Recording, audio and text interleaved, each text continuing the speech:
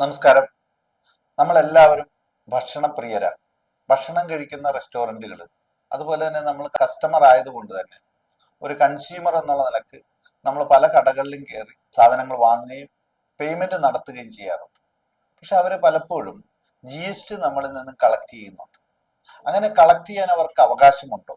ആ കളക്ട് ചെയ്യുന്ന തുക കൃത്യമായി ഗവൺമെന്റിലേക്ക് അടയ്ക്കുന്നുണ്ടോ? ഉദാഹരണമായിട്ട് നമ്മൾ പല ഹോട്ടലിലും കയറുമ്പോൾ ആ ഹോട്ടൽ ബില്ലുകളിൽ നികുതി അല്ലെങ്കിൽ GST എടുക്കുന്ന ബില്ലുകളാണ് നമുക്ക് തരുന്നത്. പക്ഷെ ചിലപ്പോൾ അതിന്റെ GST ഘടനയിൽ പോയി പരിശോധിച്ചാൽ അല്ലെ സൈറ്റിൽ പോയി പരിശോധിച്ചാൽ അവർക്ക് GST കളക്ട് ചെയ്യാനുള്ള അവകാശമില്ല. കാരണം അവർ കോമ്പോസിഷൻ സ്കീമിലാണ് ഒപ്റ്റ് ചെയ്തിരിക്കുന്നത്.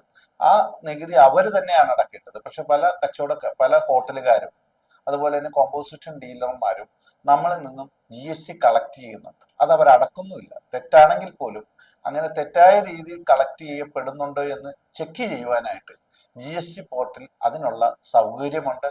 നിങ്ങൾക്ക് തന്നെ നിങ്ങളുടെ കയ്യിലുള്ള മൊബൈൽ ഉപയോഗിച്ചുകൊണ്ട് ആ GST നമ്പർ അടിച്ചു കൊടുത്തു കഴിഞ്ഞാൽ ഇവർ റെഗുലർ അസസി ആണോ അല്ലെങ്കിൽ കോമ്പോസിഷൻ ഡീലർ ആണോ എന്ന് മനസ്സിലാക്കുവാൻ സാധിക്കും.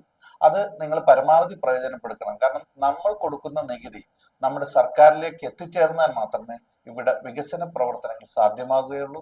അതിനുവേണ്ടി എല്ലാവരും ശ്രമിക്കണം. കാരണം നിങ്ങൾ വാങ്ങിക്കുമ്പോൾ ആ നികുതി കൊടുക്കേണ്ട വ്യക്തി അല്ലെ കളക്ട് ചെയ്യുന്ന വ്യക്തി അത് സർക്കാരിലേക്ക് അടയ്ക്കേണ്ട ആളാണോ അല്ലെങ്കിൽ അദ്ദേഹം വേറൊരു സ്കീമാണോ ഒപ്റ്റ് ചെയ്തിരിക്കുന്നത്, കൃത്യമായിട്ട് അടക്കുന്നുണ്ടോ, നികുതി കൊടുക്കുന്ന കാര്യത്തിൽ അയാൾ വീഴ്ച വരുത്തിയിട്ടുണ്ടോ, ഇതെല്ലാം ഒരു ഉപഭോക്താവിന് അവരുടെ മൊബൈലിലൂടെ തന്നെ കാണുവാൻ സാധിക്കും.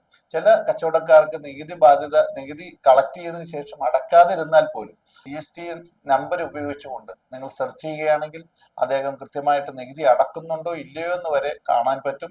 ചിലരുടെ GST രജിസ്ട്രേഷൻ ക്യാൻസൽ ആയിട്ടും ചില ആൾക്കാർ കളക്ട് ചെയ്തുകൊണ്ടേ ഇരിക്കുന്നുണ്ട്. അതുവരെ നിങ്ങൾക്ക് കാണുവാൻ എല്ലാ സംവിധാനവും ഉണ്ട്.